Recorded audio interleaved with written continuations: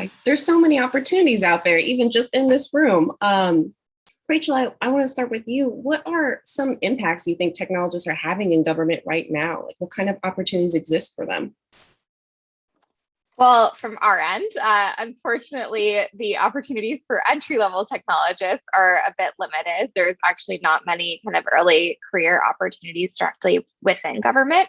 However, something we're really excited about is our fellowship opportunity that's been running for the last 5 years, inspired the Biden administration to start the U.S. Digital Corps, which is a new 2-year entry-level program for, again, boot camp, college, and recent graduates to work directly in the federal government for 2 years terms of service as technologists. So that's something we're really excited about. But the unfortunate reality of the present moment is that it is a bit challenging to get entry-level opportunities at any level of government. So that's something we're actively working on, but it's part of kind of the reality. That's a great point. Digital Core is an amazing way for an early technologist to kind of get their foot in the door. But not everything's for early technologists. Betsy, do you want to talk about what kind of opportunities exist for those that are not early career? Sure. So there are a number of different pathways that you can consider going into government. So first, there's the traditional civil service, and depending on your level of expertise, you can apply to open jobs on a website called usajobs.gov. So take a look at that if you're interested. For technologists, there are also a couple of other cool pathways. So there's the U.S. Digital Service, which is an amazing place that you can go to get in on a temporary stint into government focused on technology issues. There's also 18F, which is kind of like a technology contractor that works with lots of other government officials. For senior folks, there's the Presidential Innovation Fellowship Program. So these are all sort of stint-based programs that you can go into. And then finally, different agencies may have opportunities of their own. So if you currently work for a nonprofit, you may be able to enter government on a special, there's a special program, and I'm forgetting what it's called, but I think it's a Special Government Employee Program, SGE. And that program means that you can be seconded from your nonprofit or university to the federal government. And so, for instance, if you look at the FTC, the Federal Trade Commission, they are currently advertising specifically for people who might be able to go in as on what's called the Intergovernment Personnel Act, this sort of specialized way of going in. So you have the opportunity to engage in that way as well. And then I'd finally say, even if you're not sure if you're ready to go into government or having trouble finding roles, there are lots of programs that you can get involved with. So some of our alums helped to create the U.S. Digital Response, which is an amazing program that connects technologists with ongoing public problems that you can do in a volunteer capacity, even if you're not ready yet to make the leap into government full-time. So these are a wide variety of ways that you can get involved, and really suggest that you explore many of them, because you never know which will be the right path for you at any particular time. Absolutely, absolutely. And I know that training is really a big part of that, upskilling. Michelle, is there anything you'd like to add on this topic? Thanks.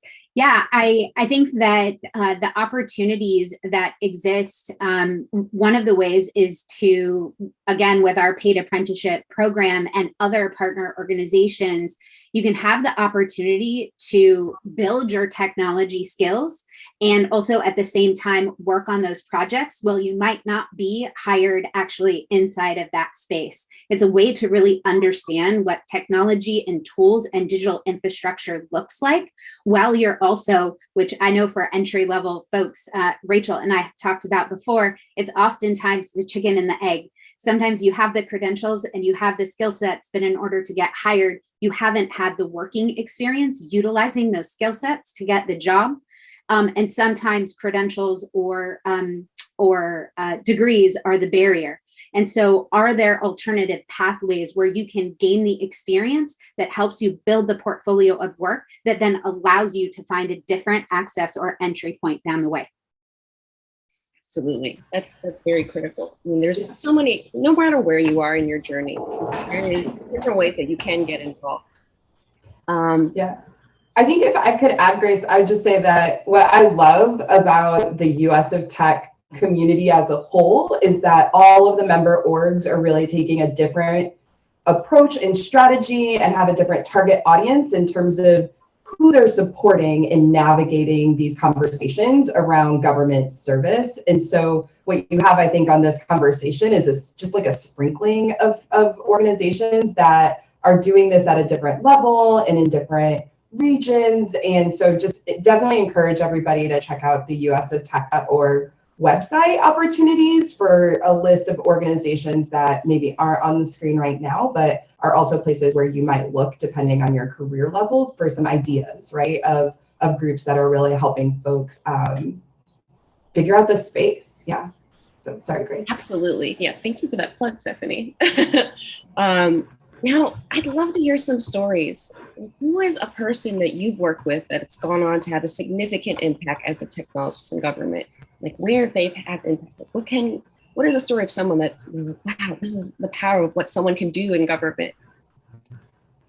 I can kick that off since I think I made you ask that question. We have an amazing alum, Raylene Young. She came into our program in our second class of fellows, and she was a true technologist, had no prior policy experience, but she wrote a phenomenal application. We often get, 200 or 300 applications for 15 slots. So she really impressed us, and she came into our program, and this was in January 2020. And so as you might imagine, COVID hit right in the middle of our program as things were wrapping up. And like many of us, Raylene was basically sent home in the middle of the fellowship. And so she could have just sat on her butt and hung out and watched Netflix like the rest of us. But no, she connected with some of the folks that she had met through the fellowship program, including Jen Palka, Jennifer Anastasov, and others from this network. And they founded the U.S. Digital Response, which is the amazing organization that I mentioned that gets technologists involved working with governments. And they began by focusing on COVID relief. So how can we get help to all the people who need it? And so she became this, a volunteer with that group, then became its first CEO. And she's recently left actually to go into government. She'll be working with Robin Carnahan at the GSA, the General Services Administration, to do some amazing work trying to continue the things that she started, but from inside government. So she's an amazing example of a complete policy novice who took the skills we gave her, plus the innovation skills that frankly she had long before she got to us, and now has parlayed that both into founding a nonprofit and working in government. So we are super proud to call her a colleague. Amazing. Sounds like a lot of this is kind of carving your own path and kind of owning what you want to work on. Yeah.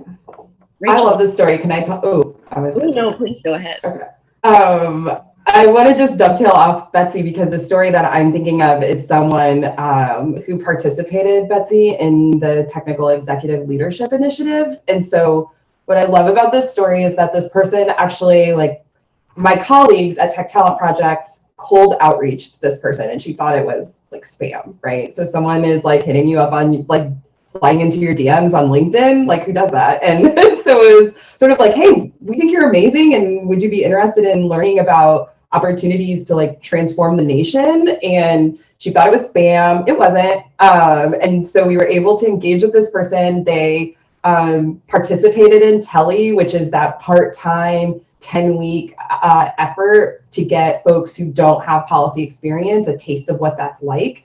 And now this person is a senior advisor for technology and delivery at the Small Business Administration.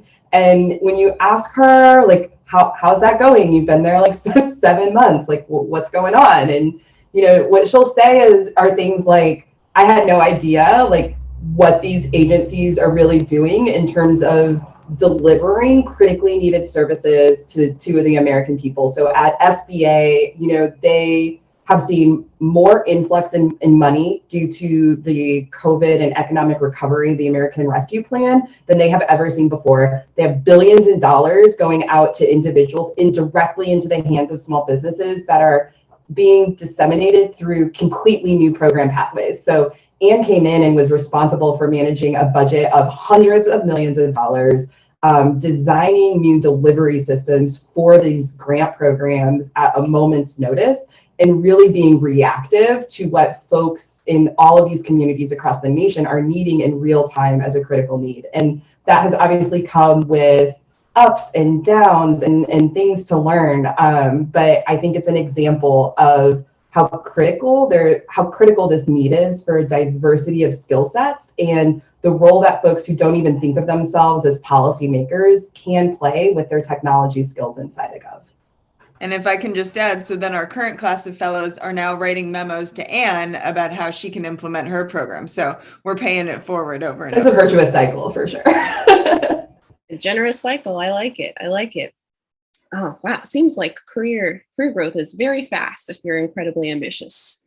Is there anyone else that has some interesting stories from folks working in government? Sure, I'm happy to share.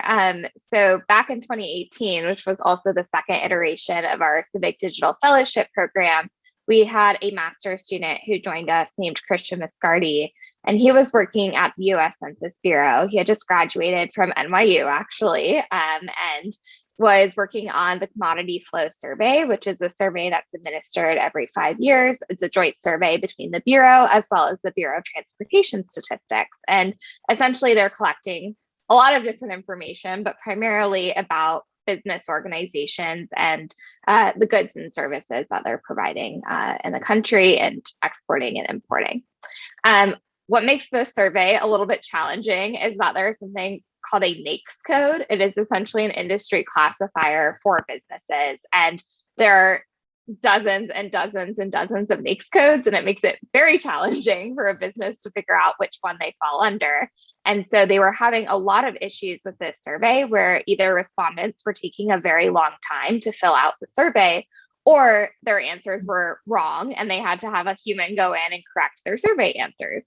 So what Christian did is he actually built several different machine learning models based on the other data in the survey and was able to predict and accurately correct these survey responses, which ended up saving the Census Bureau about $2 million in taxpayer funds. And this was a project that happened in a span of 10 weeks. And they were so impressed by the work that Christian did that he was hired on to the Census Bureau full time and is still working there today, and now actually supervises some of our fellows that come in every summer. So it really goes to show that just creating an opportunity for even a single person can have a huge difference in government. And they were so impressed by the work that he did that they're trying to replicate it across other surveys at the Bureau and save additional kind of taxpayer dollars and time spent on correcting survey responses, which should have huge implications considering the amount of data